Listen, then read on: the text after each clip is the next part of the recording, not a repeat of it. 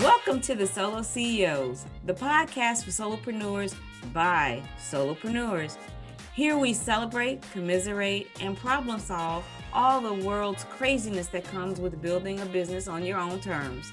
I'm Marilyn Johnson, a supplier development and supplier diversity consultant. And I'm Tara Winston, executive coach and leadership consultant. And we are the Solo CEOs. Yay! Girl, we are making waves. And today, you know what I always love is when we run into people and we ask them why they want to start a business. One of the first things we always get is because I want to be my own boss. Hallelujah to that.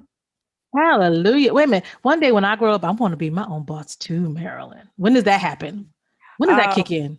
I don't know, but I heard this joke where this woman said, I can't believe I'm the same age as all these old people. I'm not quite sure if I'm ready to be my own boss. I guess I said that 20 years ago, huh? Yeah, I'm sure we did. I mean, like, okay, so let's start at the beginning, right? What is it about being your own boss that is just so damn sexy? You know, I think being your own boss without digging deep into it is I can chart my own course, do what I want to do, say what I want to say, be where I want to be, and actually wake up when I want to wake up. That's in a perfect world.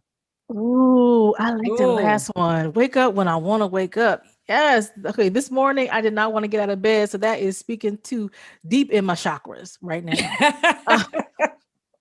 But yeah, you know, so I do like, so freedom is one of my biggest values. And so I do remember in the days before becoming a solopreneur that I was like, I want freedom. I want to be able to do things when I want to. So it's so enticing and exciting. But every time someone uses that as the reason they want to be an entrepreneur, I can't help but giggle. Yeah, it does elicit a lot of laughter. It is not bad laughter. It's just we need to be real about being your own boss, because all the stuff I said earlier, that's in a perfect world. And I think that's right up there with if Ed McMahon ended up at my front door with a big check. Ed McMahon is dead. So I don't want him to be at my front door anytime soon. Man, look, dead or alive, that check is big enough. I'm taking it. I don't care what you say. You checking it. You me and zombie Ed McMahon go on vacation. That check. But yeah, so that's that thing where it's like, so Tara, what would you do if you won the lottery? I mean, it's kind of that whole idea of the dream of being a boss. But let's talk about what that really means. Let's unpack this really so people can get a true sense of what being your own boss is, the good, the bad, and the real of it all. Yeah. You know, so I think from where I sit, like, you are the boss of a bunch of things, right? You absolutely are the boss of, you know, creating what kind of business you want to do, what kind of service you offer, all of that. But it comes with a caveat. You go from having a single boss to 11 bosses. On everything. On everything. Oh my God. Like, every client, every customer you have is another boss with another set of expectations and another set of demands.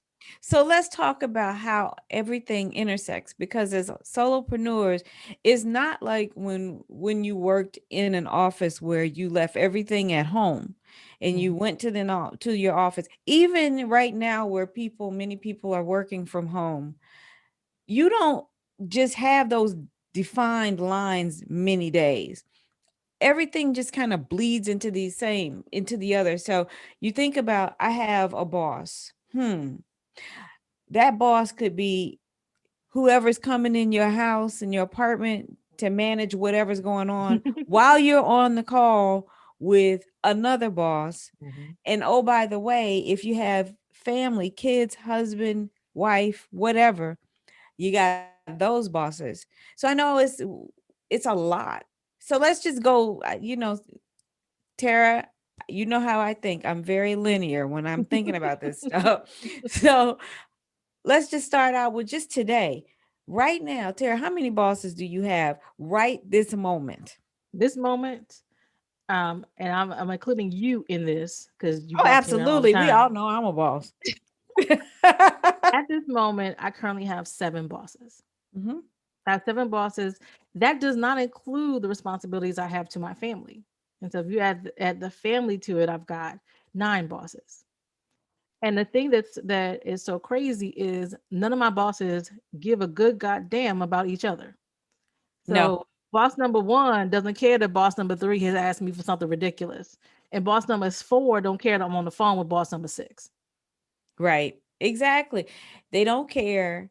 And as we run our businesses, not only don't our bosses care about the other one, we really don't want them to kind of know about the other one oftentimes. Like, I don't want you to know what I'm doing for boss number 17 because boss number 17 might be getting something better than boss number 9. And rightfully so. Some bosses you've had longer than others. But from a customer perspective, usually when you have more than one customer, you have more than one boss. And Mhm. even when you have one customer, depending on how many people you work with at that customer's site, you'll have multiple customers at different levels for that one customer. So you just left a job thinking you would only have one boss and you got one client and you have 6 bosses. Well, and particularly for those of us who have corporate clients, that is Mhm. absolutely the case. Like you've got bosses on top of bosses, like that's a Russian nesting doll hierarchy of bosses Mhm. who you deal with at different levels and may have different expectations. And if you're lucky enough to do multiple projects in that same company, a lot of times those are different bosses that are in charge of those different efforts. And even for those of you who don't go the corporate route, maybe you sell online services and goods, or you sell products or anything like that. Every customer is a boss, right? So like the number of times that you'll get someone will come to you with a complaint about something like, well, how come this wasn't in pink? Well, I made it in blue, but it should be in pink. Well, now this person thinks they're your boss, right? They have expectations of what your product or service is and will come at you without any filter, like with so I think the difference when you think about a boss is the fact that a boss is someone that feels entitled to demand certain things of your time, right? And I think like when you think about it that way, like that type of like that is where I know I feel the most rub on freedom, and I'm like, oh, this boss now needs something else. Oh, I hand that in, but you want changes now? It's more of my time, right? And I Right. don't, right, and so the like it's very easy to get a number of bosses, and so for example, my business where I do facilitation, so I may actually work with someone to do a 1 day event or a half day event, but that person is still my boss for the entire time that we are, for the minute that we start the contract and we're working Mhm. together and they need meetings, they're still my boss and they're in that mix along with people that do more long-term things. And they don't care that they're giving a tenth of the money that the other person is. They Right. still expect the same level of service, the same level of quality, and I want to give it to them. So, Tara, I think that we have successfully shattered the idea of being your own boss when you want to start your business. But let's talk about, you know what? We are all about the positive. We want you to know that it ain't all that bad. We just want to level set with you that there are things that you can do to make this journey easier.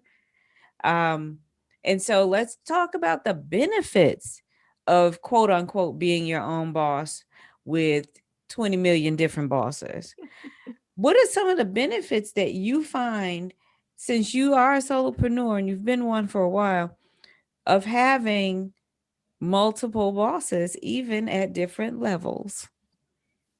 Well, I think the biggest difference between all the bosses as a solopreneur versus having that one boss as a 9 to 5 is about the ability to set boundaries in a different way. Mhm. You always get to say no. No, I'm not going to do that. Say that again, because if you're new in the game, saying no a lot of times You get nervous because saying no often is attached to your money. And so you're looking at your check or your soon to be check, trying to figure out, all right, now if I say no to this person, I Mhm. might not ever get another contract, or they might cut me off right now at the knees and I got to pay a mortgage. Let's be real. Sometimes we don't always say no when we should say no. Mhm. Yes. Well, and so I think there's a couple levels of no, right? So the best no, the loveliest no is the no before you get into the yesing. Right. And so, the be your own boss thing that really works well is when you design the business the way you want to, right? It's not just Right. I'll do whatever sells or I'll do whatever they ask me to do, right? Which is like it gets real good when you have the trust of a customer and they're like, okay, can you bake a cake? Great. Can you mow my lawn? Great. Can you wash the windows? And your wallet is like cha-ching, cha-ching, cha-ching. And it's easy to fall into yeses until you realize I don't like washing dishes. I don't like Right. washing windows, right? Right. And so the easiest no is where you define your business and your work in the ways that you like to. Like, no, I'm not gonna. I have a policy around last minute meeting cancellations. I don't take meetings after a certain time. Like, of course, you can always have exceptions, but when you build that no structure in the beginning, it's a lot easier because everyone knows the expectations up front. The short of it, Tara, I like to think is there's a lot of things I know how to do, and there are a lot of things that I can do, but there are Hmm. only certain things I'm willing to do. Because Hmm. if you chose the journey of being a solopreneur, you need to figure out if this is something that you want to do. There's a lot of things. Yeah, if you can bake a cake and you can mow a lawn, that might be high on the list of priorities for someone else, but that might not be what your company is about. And you want to make sure that you're able to align what your company's about and make sure that your customer understands that you have that understanding. So when you start going, no, it is in Hmm. complete alignment with, you know what? No, I am a baker. I don't do landscaping. And yeah, I can, and I'm probably good at it, but I just choose not to. I find some of the benefits of being my own boss is that sense of freedom. Hmm. And you talked about the no and the setup of it. I remember thinking how free it was when I had a client that just wasn't working out. And I kept feeling some kind of way because I kept trying to make it work and it just wasn't working out. And I decided, you know what? I'm going to quit. Now Hmm. that's different. That's huge, number one, because I didn't have a lot of clients at the time, but I needed to look at my mental stability. That person was driving me bananas. And I said, this is my company. I'm going to say no. I'm not going to do that. And it was the best feeling ever for me to be able to walk away telling them it's not working out. Let's look at the contract terms. I'll give you the time that I said I would per the contract and I'm out. And I walked away. And that's the freedom of the solopreneur journey and being your own Yes. boss. Now I was a broke ass boss, but but as I was walking out the door, I was like, I'll figure this out because that's what we do. We figure it out. Hmm. When you are your own boss, you are also the person in charge, your chief charge of figuring it out. And I was like, oh, I'll figure this out, but I'm done. And Well, like it's huge. Even like I've walked away from projects mid-project, again, mhm, negotiating with a client, and it's a client I do other work with, and I'm like, okay, I don't think this is working out, this thing right here. Let's talk about how to transition me out of it, and I'm still working on those other things. I think there's a fear that this walk away means that like a no is a no forever and now this door is closed. that's mhm, not that's not always true. Sometimes it is. Like if it's the client and they drive you cuckoo for cocoa puffs, then go ahead and let them go all together. But a no sometimes it's just a righteous no, and that's okay. And I love that about it. Like this also, like, I do love the freedom. I do set some of my own hours, right? mhm, Now, like, again, I have to set it with boundaries, but I personally I don't love super early mornings. Now, Marilyn is like she pays me at the crack of smack. I don't know how that works. My brain doesn't even engage that way. So when I can avoid, For the most part, I don't take early meetings. I personally, my work style is I'd rather work until I'm done and then be done. I don't like big breaks in the middle because my brain just doesn't work that way. And so like I do get to create the work schedule more or less that works for me. Um, and I gotta say, it's been a learning process, and Marilyn can tell y'all that I'm not super great at it. Like making sure that I'm Uh-oh. getting enough rest and all on all the things, but I control that more than anyone else. Right. So here's what's funny. This is so to your point about being your own boss and setting your hours. Now, understand that you're going to have a lot of people in your world that won't understand none of what you do, let alone how and when you do it. And so Tara and I have worked together, and I understand she does not like early morning calls. I don't like early mornings at all, but my brain works best at that time if I have to talk to people. So what people realize is I'll take calls early, but I might not finish the work until about midnight, 1 o'clock. Because I've had clients email me and say, "Well, what time did you go to sleep?" I'm like, "Well, we don't want to talk about that." Mind your business. Right. And so that's that having that freedom of being your own boss. I don't work a straight 9 to 5. I don't know if I've seen 9 to 5. Oh my gosh.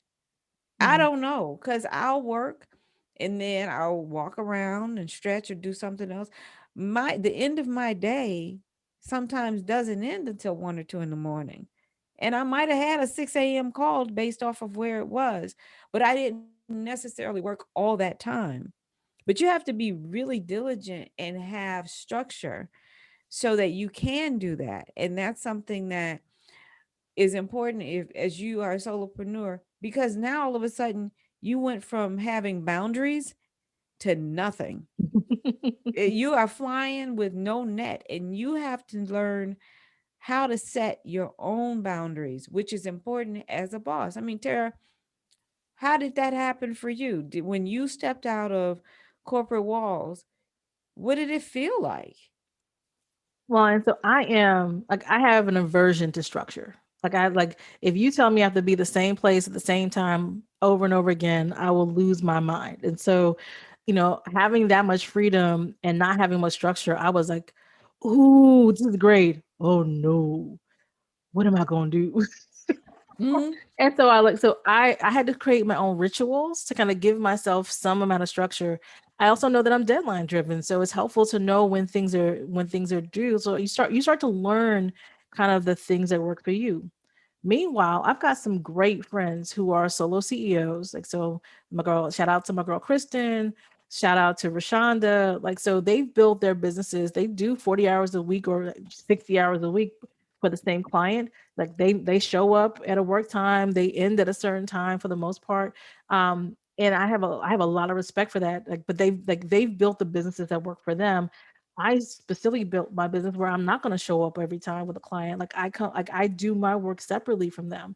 And it was strictly because I didn't want to be tied down to anyone else's schedule. So you get to decide what you want. But for me, I now I have to do blocking in my day, right? So when I plan my week as an entire week, what are the meetings that I have? What needs to be delivered? What are the thinking spots that I need? Like I found that it's easy for me to rather than focus on a single day is to look at myself in a week or even a 3 week view, like what's coming. And I kind of do that kind of cyclically, and Mm. that works best for me because I need to have the freedom to feel like if I want to go off and see a movie back, when being in When you air felt wouldn't safe. wouldn't wouldn't kill you. Like it's okay, go to the movies in the middle of a Wednesday afternoon, take a damn nap if I want to. um so Meryl, here's my question for you, and maybe this is more me than you. It took me years to not feel guilty or unproductive when I took space in my calendar, Mhm. just for me, right? Even though I know the only person I report to is myself. Right. How did you manage that? Tara, it's so interesting you talk about feeling guilty. I have a friend that's visiting me right now, and pre solopreneurship. We used to travel together. And she loves to travel. When I started my business, it was all about building the business. Mm-hmm. And she would always ask, "Hey, you want to travel somewhere? You want to take a vacation?" I'm like, "No." Folks, I didn't take a vacation for the first 15 years I was in business. And that's the honest to Wow. goodness truth, because I didn't know when to stop. It was Mhm. about building that business. Tara knows if I tell her I took a nap, I'm not having a good day. I think in 20 years I've taken 4 naps. That is because that's how I work. And I felt so guilty because I felt like I got to build this business. I got to be on for my bosses. My customers rely on the things that I'm delivering to them. And I've even had customers say, "Listen, you got to take care of yourself." And I'm like, "I get it, but if I don't show up for you, then you're not going to shine the way that we know you can." And so over time, I became very comfortable with there's some times that I just have to take time for me. Folks, everybody is not like me. I'm not saying that I am an example. Please take a vacation if you feel you need it. I have grown to understand that you have to listen to your body. I'm not saying that, yeah, you should just wilding out and just go on unless you have that kind of business. But don't feel guilty if you have to take time for you. Just be responsible about it. Be transparent with your customers so that they know, listen, you're not going to see me for however many days, and enjoy yourself, because back to being your own boss, the reason we wanted the freedom was because we wanted the freedom. But Mhm. we built boundaries and guidelines and we kind of followed them. And now I feel very comfortable. But again, I have customers that they take a lot more time off than I do. And I'm okay with it. But I guess part of it, Tara, is I don't, there's not a hard stop line for work and personal for me. I absolutely love what I do. And Mhm. so that's the beauty of being a solopreneur. Is every day a vacation? No. But I'm not stressed out like I was in corporate because I'm doing stuff. And even with the 9,000 bosses I may have, you look at those people and you figure out, are they working for you? Because if they're not, Mhm. remember Tara and I said, you figure that out and then you try and look at your contract terms to see how much longer you got to deal with it and get out of that. That is being your own boss, managing yourself so you can be successful and have space for new customers. That was a whole bunch Yeah. I said to that question, but I was taking notes. I mean, that's deep. Go ahead, put mm, that in that next book you about to write. I Um, know. Now, I do want to reiterate, like everybody is different. Like I know solopreneurs that they don't do not just one vacation. They got several vacations a year. Like Yeah. that's why you build the business that you want to. That's why you negotiate with your clients all the time. I think that was probably the biggest surprise for me. My background, I'd been in management consulting for a big consulting firm right when I came out of college. And so we were always running on crazy timelines, always kind of really bending over backwards to give the client service. My biggest surprise when I started my consultancy was that I got to say no. They said, "Can you do it in 2 weeks?" And I said, "No, it takes 3." And they Mhm. go, "Okay." I was like, "You Mhm. can say that?" You're like, "What?" Or I thought it would take 2 weeks. We're now a week and a half in there. What wiggle room do we have so that so you can negotiate back and forth? So don't feel like you are beholden. Like yes, your clients need you. If you need to take time off, they will accommodate, right? Or maybe not this one project, but something else will. So find what works for you. Look, I personally I didn't take that many vacations, and again, that's not a statement for how you build a business. I'm a terrible organizer person for myself, and so I would look up and be like, "Damn, I didn't take a vacation." Um, Mhm. but trust me, when someone was like, "Hey, I'm headed to Aruba," I'm like, "I'm coming with you." So, and I make time to do those types of things, Right. and right, and so just like the freedom is a double-edged sword. right? So being your own boss, right? This is kind of how we got here. Being your own boss isn't all it's advertised to be, but it is absolutely wonderful. And with with all the benefit, it comes with responsibility. That means we got to be big girls and boys and big non-binary people, and lay down our own lines, right? Being your own boss means, honestly, I think the hardest person to manage in being your own boss is yourself. It is. Your own It is. expectations on what is good enough, like what does it mean to be in service, and how it affects the quality of your work, right? Like figuring all that out, it's like you're not paying by number anymore. Hmm. You're drawing your own masterpieces and having to put the color in, and it's exciting and a little daunting. And that's why I love having a community of solopreneurs that I can kind of check in, like, Marilyn, how do you say no to this? Like, how do Right. you manage your time? And I can't take what Marilyn does because I'm not her, right? She would go crazy doing the things that I do as well. And so, like, taking all the information and synthesizing it through become what you know to be true and authentic for you, and then coming up with your own set of rules. I think that's the only way to play this game. So Tara, I think we've covered a lot as far Mhm. as what being your own boss really looks like for solopreneurs. But if we had to just give people a few quick tips, what is some of your best advice on being your own boss? What advice would you give that person who came up and you had 5 seconds to say, listen, let me tell you real quick what being your own boss really means? What's that advice? So I think my number one advice is n- follow your energy levels, right? And you spoke a little bit to this. When are you your sharpest? When do you need to do deep work? When do you not need you can't manage interruptions, right? Just paying attention to those things and building your work day or work week based on your own ebbs and flows, it like will save you so much wasted energy. What about you? Best advice. Best advice is don't feel guilty, Mm. because there's a lot of guilt that comes into building the business and then taking the time that you need to be the best you that you can be. So don't feel guilty, and just take one step at a time, and you'll grow. And you'll start to see that being your own boss changes as you're in business longer. But my best ever feeling was when I was able to fire a client. That was like the best ever fun. And I didn't even lose I didn't lose my mortgage. I didn't lose my car note. I was able to pay all my bills, even though at the time I didn't have another customer in the funnel.